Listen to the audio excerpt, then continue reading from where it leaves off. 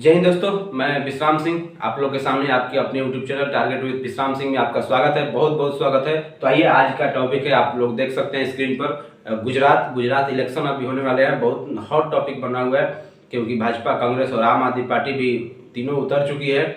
तो दिन पर दिन एक न एक रैली होते रह रही है, कभी राजकोट तो कभी अहमदाबाद तो कभी कुछ।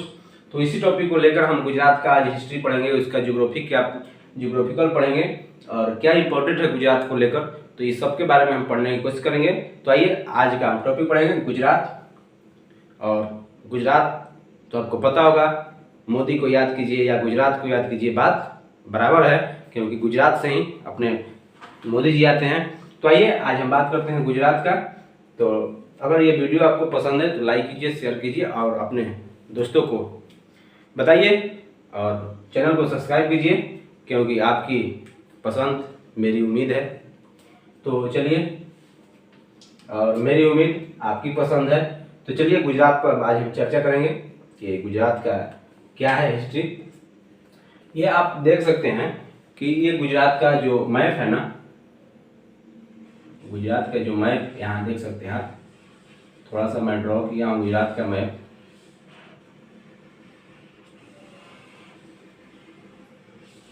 ये गुजरात का मैप आपको दिख रहा होगा। गुजरात की अगर बात करें तो नॉर्थ में पड़ता है राजस्थान, गुजरात के उत्तर में राजस्थान और दक्षिण में अरब सागर। अगर हम वहीं दक्षिण पूर्व की बात करें तो महाराष्ट्र आ जाता है। अगर पूर्व की बात करें तो एमपी, मध्य प्रदेश जो सीमा साझा करता है, और नॉर्थ वेस्ट पाकिस्तान, पूरा नॉर्थ वेस्ट और वेस्ट को लेकर ये पूरा पाकिस्तान का बॉर्डर शेयर होता है गुजरात के साथ, आपको पता भी होगा। तो हम इसकी चौहद्दी की बात करें तो उत्तर में राजस्थान, दक्षिण में अरब सागर और पूर्व में मध्य प्रदेश और पश्चिम में पाकिस्तान। तो ये चीज़ आप देख सकते हैं, जो मैप के चारों साइड ये जो सीमा साझा करता है, 3 स्टेट और एक जो कंट्री है महाराष्ट्र, पाकिस्तान, वो सीमा साझा करता है, जो हमेशा विवादों में रहता है। जो आपको पता होगा कि ये जो जगह है कच्छ, और ये देख सकते हैं जो कच्छ के रण है, कच्छ के खाड़ी है और ये कच्छ है। और यहाँ पर देखिए सर क्रीक है, आप नाम सुने होंगे। और सर क्रीक का जो सर क्रीक के जो ऊपरी हिस्सा है ना, ये पाकिस्तान से लगा हुआ है। जो पाकिस्तान अपना दावा करता है कि ये मेरा एरिया है और हमेशा ये सर क्रीक विवादों में रहा है भारत और पाकिस्तान के बीच में। तो यहीं आपको मिलेगा सर क्रीक। जो कच्छ है ये दलदली है, जो कच्छ का रण है ना, ये दलदली क्षेत्र है। दलदली क्षेत्र होने का मतलब क्या है, यहाँ पर जो लूनी नदी है, राजस्थान से जो भी रेत आता है नदी के द्वारा, या लूनी नदी है जो इसी में लुप्त होती है, जो भी पानी है इसी में, इसके कारण ही दलदली क्षेत्र हमेशा सालों भर बना रहता है, दलदली क्षेत्र। और ये कच्छ है, कच्छ की ये खाड़ी है, आप देख सकते हैं कच्छ की खाड़ी। आपको पता होगा कि कर्क रेखा जो है ना, गुजरात से होकर भी गुजरती है। तो कर्क रेखा से पूछा जाएगा आपको कि गुजरात के कौन से हिस्से से कर्क रेखा गुजरती है, तो गुजरात के उत्तरी जो हिस्सा है वहां से कर्क रेखा गुजरती है। कर्क रेखा आपको पता है कि गुजरात में ही माही नदी एक पड़ता है।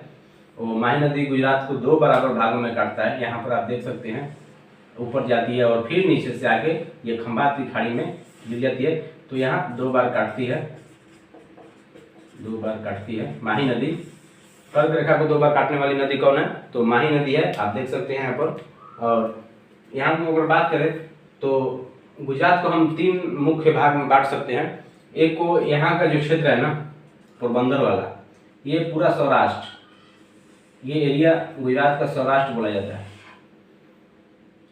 और पूर्वी भाग जो गुजरात के है ये मुख्य मैदानी क्षेत्र है। और एक को हम कच्छ का रण बोल सकते हैं, कच्छ के क्षेत्र बोलते हैं।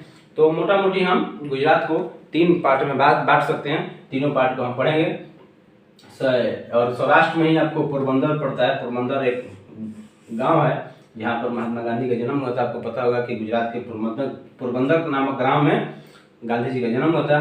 और यहाँ पर पड़ता है आपका सोमनाथ, जो सोमनाथ मंदिर है। और गिर और सौराष्ट्र के बीच में खंबात की खाड़ी है। ये पूरे खंबात की खाड़ी है, जो नर्मदा नदी हो, माही नदी हो, ये सब आके खंबात की खाड़ी में गिरती है। और साउथ में अरब सागर। तो ये मोटा मोटी आपको हम मैप के थ्रू बताने की कोशिश की है। जो आपको समझ में आया होगा तो कमेंट में कीजिए और चैनल को सब्सक्राइब कीजिए।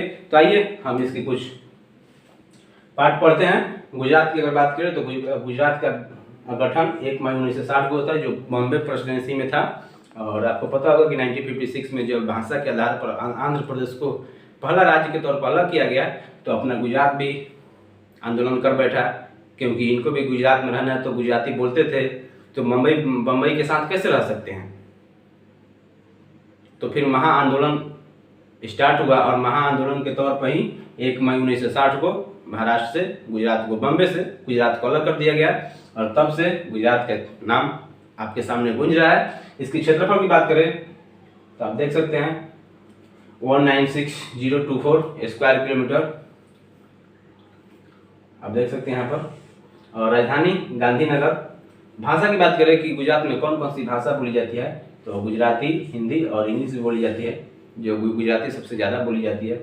अगर गुजरात में हम जिले की बात करें ना कि जिले कितने हैं, तो जिले आपको 33 पड़ेंगे, 33 जिले पड़ेंगे।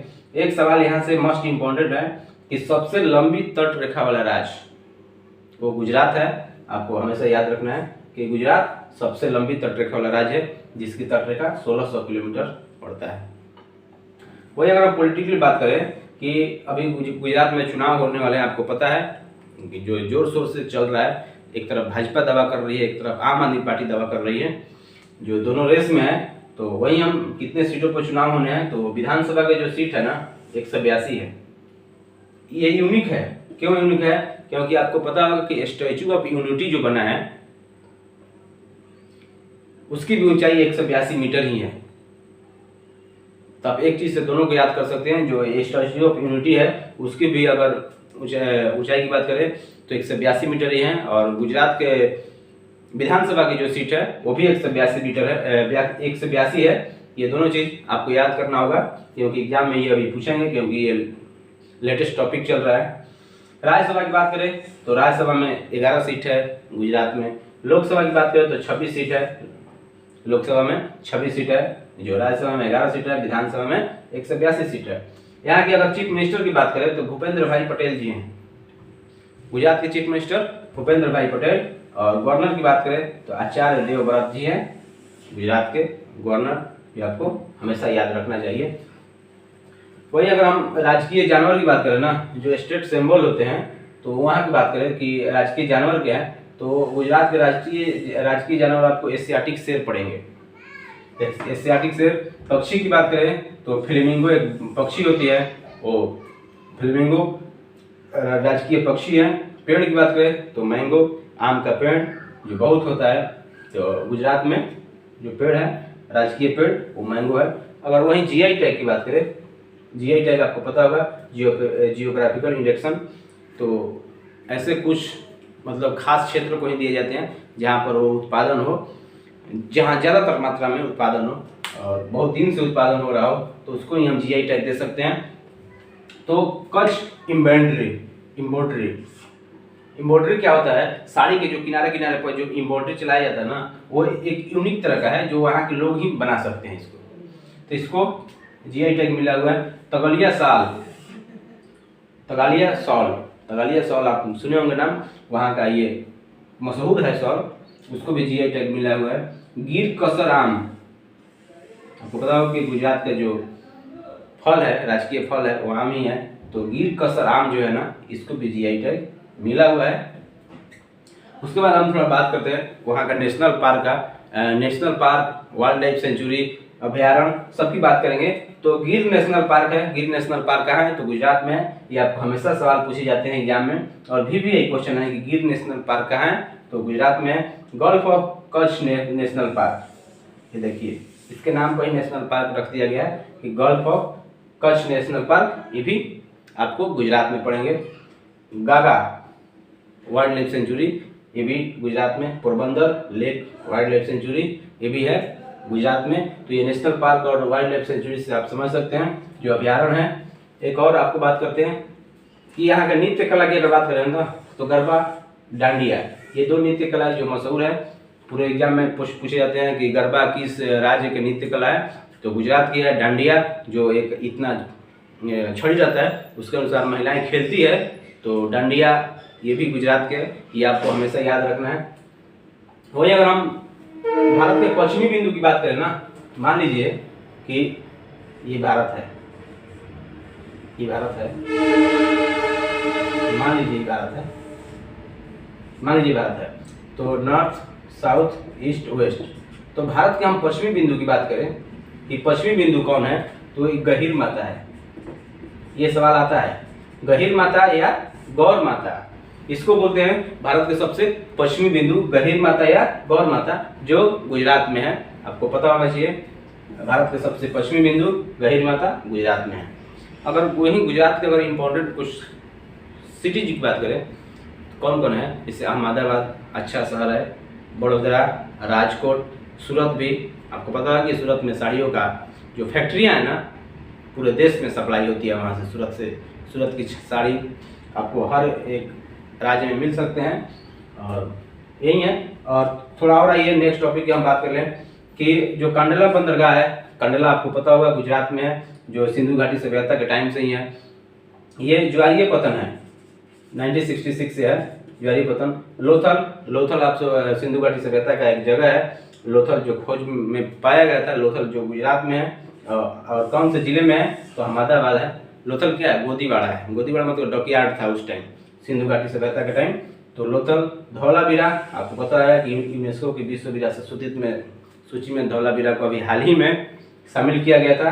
तो जो धौलावीरा कहाँ है, तो गुजरात में है। ये चीज़ आपको हमेशा याद रखना। तो ज्ञान के पॉइंट ऑफ व्यू से बहुत इंपॉर्टेंट है। आपको नृत्य कला हो गया, काकरापाड़ सूरत में है, काकरापाड़ा जो परमाणु संयंत्र ऊर्जा के लिए जाना जाता है। ये चीज़ आपको समझ में आना चाहिए। अगर प्रमुख नदी की बात करें कि गुजरात के जो प्रमुख नदी है वो कौन कौन से हैं, तो नर्मदा, ताप्ती, साबरमती, लूनी। आपको पता होगा ये सब सारी की सारी नदियाँ पश्चिम की ओर बहने वाली नदी है। आपको ट्रिक से मैं बताया था एक बार कि समानता, आपको मैं बताया था समानता, साबरमती, माही और नर्मदा, ताप्ती, ये चारों नदी पश्चिम की ओर गिरने वाली नदी है।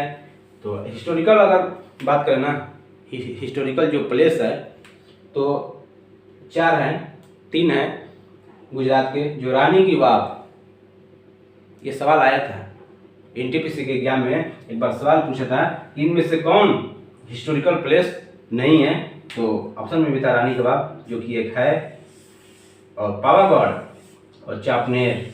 ये सब हिस्टोरिकल प्लेसेस हैं जो विश्व विरासत सूची में इनको शामिल किया गया है।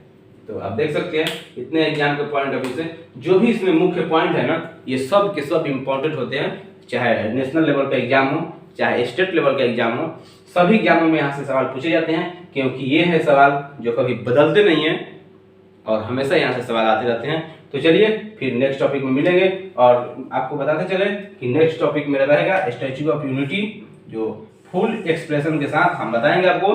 गुजरात में ही है स्टैच्यू ऑफ यूनिटी, कैसे बना, कब बना, क्या दिन लगा, कितना रुपया लगा और क्यों बनाया गया, इसके बनाने की वजह क्या है, हम सब की बात करेंगे नेक्स्ट टॉपिक फुल एक्सप्लेनेशन के साथ। तो आइए, तब तक के लिए आप पढ़िए और देखते रहिए। गुजरात में इलेक्शन है, इसलिए ये टॉपिक लेकर आया हूँ। तब तक के लिए पढ़िए, खुश रहिए, मस्त रहिए, स्वस्थ रहिए, और वीडियो पसंद आया तो चैनल को सब्सक्राइब करना ना भूलिए, क्योंकि आपकी एक सब्सक्राइब मेरे को मोटिवेट करता है। तब तक जय हिंद, जय भारत। दोस्तों मैं विश्राम सिंह, अगर आपको ये वीडियो अच्छा लगे, पसंद आए तो सब्सक्राइब कीजिए, लाइक कीजिए और बेल आइकन को दबाइए, और आगे सब्सक्राइब करते रहिए, शेयर करते रहिए।